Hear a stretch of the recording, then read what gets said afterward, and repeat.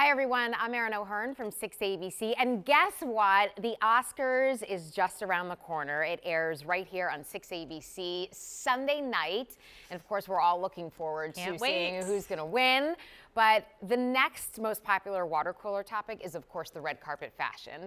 And with me today, a fashion guru from the Philadelphia area, Maureen Doran, who owns Skirt in Bryn Mawr, Rittenhouse Square, and Stone Harbor. Yes. I mean, thank you for being here. Thank this you is so like much my for having me. favorite topic to talk about, by the way. It's definitely my Super Bowl.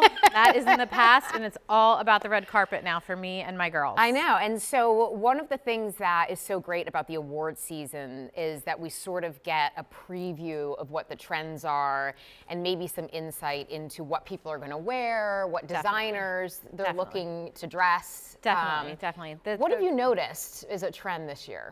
Definitely the red carpet trends trickle down into what we wear to our parties, to our weddings, even into our casual dressing. So from colors, the blues that we've seen on going down the red carpet, we're seeing translate into the colors and beautiful cashmere sweaters that women want to wear in their everyday life.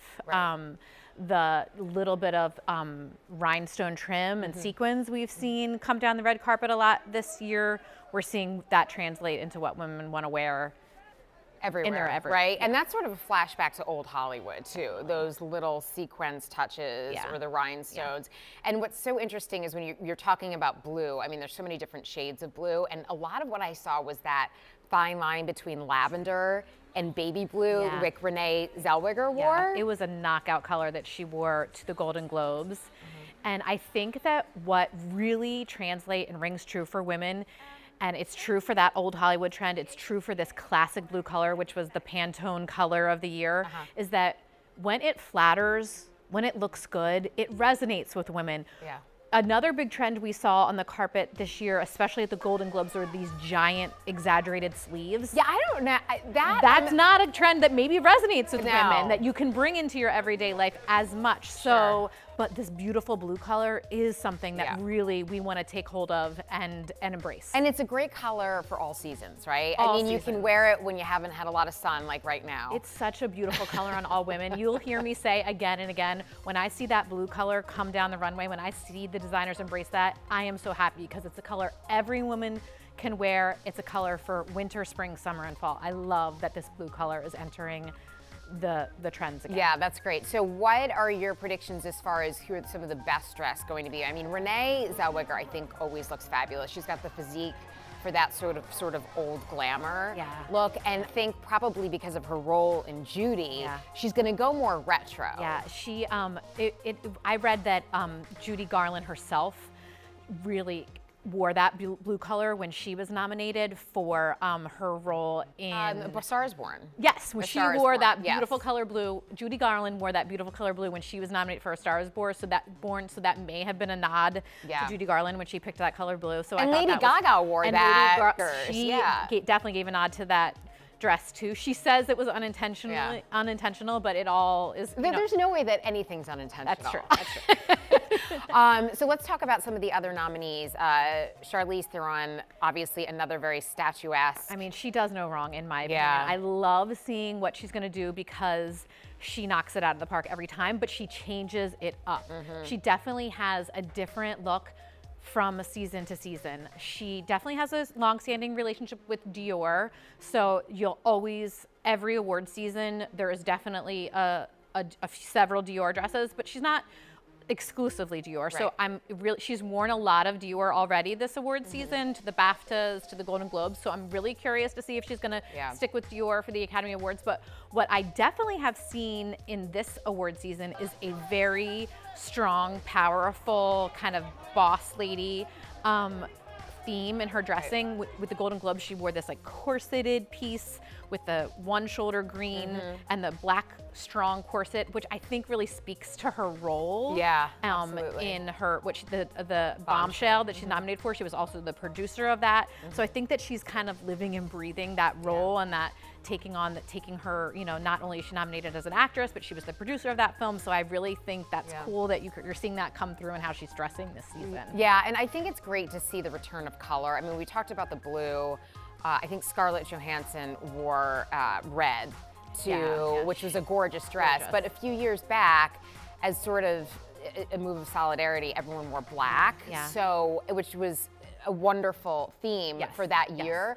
But it's nice to see the color reintroduced and for people to take some risks on the carpet as well. I think it's been great to see women wearing color. We're taking back the carpet. I think it was a great, strong statement that, you know, in solidarity, they wore black after all the things that women in the industry went through.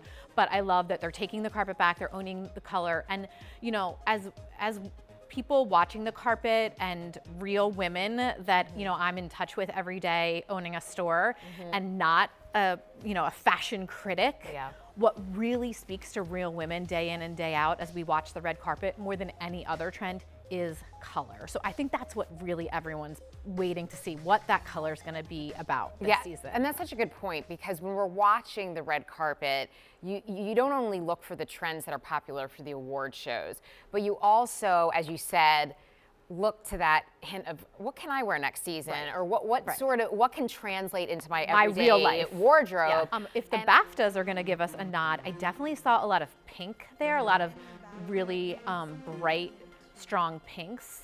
Also, Cynthia Erivo wore a beautiful, strong pink dress to, it wasn't the Globes, I forget. The SAGs. The SAGs, yes. So definitely a lot of bright pinks are showing up at the BAFTAs. And I love that, because it complements the blue. Good color. It's such a beautiful color. What girl doesn't love a bright, beautiful pink? So I'm curious to see if that's going to carry through at the Academy Awards. That would be great. And her dress was almost more of an updated version of Gwyneth Paltrow in '99 with Shakespeare in Love, which was such a princess dress, right? How could you not? Yeah. I mean, that dress, critics really said it was actually ill-fitting. It didn't fit her on top that well, and we didn't even care. We ignored it because it was just so beautiful. It really and was. so princess-like, and it was such a princess-like moment for her that we ignored that because it was just so beautiful and such a special moment. So I hate to do this, but we have to talk about some of the misses in the award season and some of the controversy going in about some people got snubbed. We don't know if they're going to be on the carpet or not, so that could make it a little less exciting if we don't see Jennifer Lopez, who had what was really considered a major miss. I mean, we just love to see Jennifer Lopez coming down the carpet because she is undeniably one of the most beautiful women in the world. So people were really disappointed with her Golden Globes dress, this big bow, which big, huge bows are definitely a trend coming down the runways right now. We're seeing them with all the major designers. And I think we had such high hopes, and we're so used to seeing Jennifer Lopez in a super sexy silhouette. So I loved that she tried to do something new and change it up, but it didn't work. It didn't work. The execution was bad. The execution was bad. It was so close to Christmas. It really was. And the colors were so like a Christmas package. It just And she doesn't need all that. That was my takeaway. She really doesn't. You don't need it. She doesn't. So what were some of the other misses, or that you're... For me, I also have been disappointed consistently with Margot Robbie. Also arguably one of the most beautiful women in the world. Who's up for an award. Who's also up for an award. Such a talented actress. And I think she's been going with this kind of like messy, understated thing. Golden Globes, she wore Chanel. I mean, how can you mess up Chanel? But I thought it was you can. I thought it was kind of just slumpy. And it was. And her hair didn't look like she was going to an award show. Just didn't do it for me. And again, at the BAFTAs, I was underwhelmed. So I'm really hoping that she took those two and is able to knock it out of the park from us. I'm thinking the Academy Awards is going to be her night now. We all make mistakes. Yes. The important thing is we don't make them twice. We always talk about the women, but men also make a big statement on the red carpet. And one of the people that was most talked about during the award season, really not for his style, but for his past relationship, was Brad Pitt, who's nominated for Once Upon a Time in Hollywood. Jennifer Aniston will likely be at the Oscars. I hope She's so. not nominated. I hope so. But she looked gorgeous. But who are some of the men and couples that you think are going to make a real impact? Well, I'm dying to see Timothée Chalamet. He is one of the lead actors in Little Women. I mean, the whole Little Women cast right now is like, I'm dying to see everything they're wearing. Timothée Chalamet has been photographed in like some really beautiful suits. To the Little Women premiere, he wore a full pink suit, bright pink. There's that pink again. I'm really excited to see what Greta Gerwig and her husband Noah Baumbach like talk about a power couple. Sure. He's nominated for A Marriage Story as Best Picture, and she's nominated. She got a little bit of a snub because she's nominated for Best Adapted Screenplay for Little Women, but like talk about our power couple. So smart, so creative, geniuses.